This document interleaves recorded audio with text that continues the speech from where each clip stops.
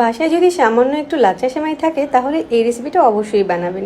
নাস্তাটা খেতে এতটাই মজার হয় যে এটা একবার বানানোর পর এখন আমার বাসাতে মাঝে মধ্যেই এটা বানাতে হয়। তাছাড়া মেহমান আসার আগেও ডেজার্ট হিসাবে এই নাস্তাটা আগে থেকেই বানিয়ে রাখতে পারেন। তো সেমাইয়ের মজার এই নাস্তাটা বানানোর জন্য চুলায় ফ্রাই প্যান বসিয়ে 2 টেবিল চামচের মতো ঘি দিয়ে দিয়েছি। তারপর এখানে আমি 1 প্যাকেটের 4 ভাগের 1 ভাগ লাচ্ছা সেমাই দিয়ে দিচ্ছি, সাথে সামান্য কিছুটা লবণ দিয়ে দিয়েছি। এখন একটু সময় নিয়ে মিডিয়াম আঁচে সেমাইগুলোকে ভেজে নিতে হবে। আমি হালকা একটু এরকম লালচে করে সেমাইগুলোকে একদম মুচমুচে করে ভেজে নিয়েছি। এখন এই সেমাইগুলোকে চুলা থেকে নামিয়ে রাখছি।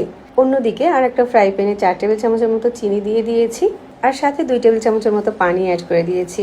এবার এই চিনিটাকে মিডিয়াম আঁচে জাল করে একটা ক্যারামেল বানিয়ে নিব। খেয়াল রাখতে হবে ক্যারামেলটা যাতে বেশি পুড়ে না যায়, তাহলে নাস্তাটা খেতে ভালো লাগবে না। ক্যারামেলটাকে আমি এরকম একটা কাচের বাটিতে দিয়ে সেট করে নিচ্ছি। এখানে কাচের বাটির পরিবর্তে যে কোনো হিট প্রুফ বাটি আপনারা ইউজ করতে পারবেন। ক্যারামেলটা যখন বাটির সাথে ভালোভাবে সেট হয়ে গিয়েছে তখন ভেজে রাখা সেমাইগুলোকে দিয়ে দিচ্ছি আর চারদিকে একটু ভালোভাবে বিছিয়ে দিচ্ছি। যে বাটিতেই নাস্তাটা সেট করেন না কেন বাটির অর্ধেকটা পরিমাণ সেমাই নিতে হবে। এই নাস্তাটা বানাতে খুব বেশি সেমাইয়ের প্রয়োজন হয় না। এরপর আমাদের লাগবে 2টা ডিম। আমি এখানে 2টা ডিম নিয়ে নিয়েছি। 2টা ডিমকেই আমি বাটিতে ভেঙে নিয়েছি আর সাথে দিয়ে দিচ্ছি 1/4 কাপ পরিমাণ চিনি। এবার চিনির সাথে ডিমটাকে খুব ভালো করে মিশিয়ে নিতে হবে যতক্ষণ না পর্যন্ত চিনিটা ভালোভাবে গলে যাচ্ছে। চিনিটা যখন ভালোভাবে গলে গিয়েছে তখন আমি এখানে দিয়ে দিচ্ছি 1 কাপ পরিমাণ তরল দুধ। আর দুধটাকে আমি আগেই জাল করে কিছুটা ঘন করে রেখেছিলাম। এবার এই সব কিছু একসাথে ভালোভাবে মিশিয়ে নিতে হবে। ডিম আর দুধের মিশ্রণটা ভালোভাবে মেশানো হয়ে গেলে এই মিশ্রণটাকে আমি সেমাইয়ের উপর দিয়ে দিচ্ছি। দুধ আর ডিমের মিশ্রণের সাথে সেমাইটাকে একটু নেড়েচেড়ে মিশিয়ে দিচ্ছি। মেশানোর আগে খেয়াল রাখতে হবে সেমাইটা যাতে পুরোপুরি ঠান্ডা থাকে।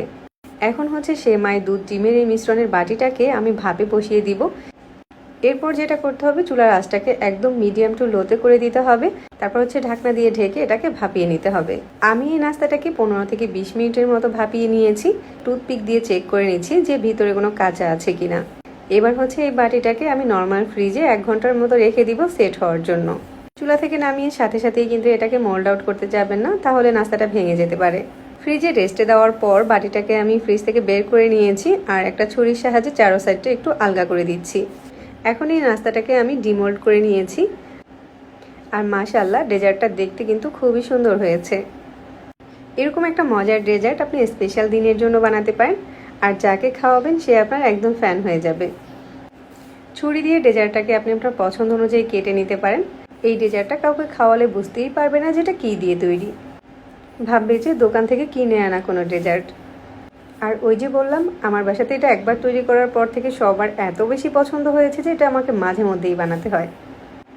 সহজে রেসিপিগুলো ভালো লাগলে আমাদের পেজ ফলো করতে পারেন আর সেই সাথে চ্যানেল সাবস্ক্রাইব করে রাখতে পারেন আরও নতুন নতুন রেসিপি পেতে।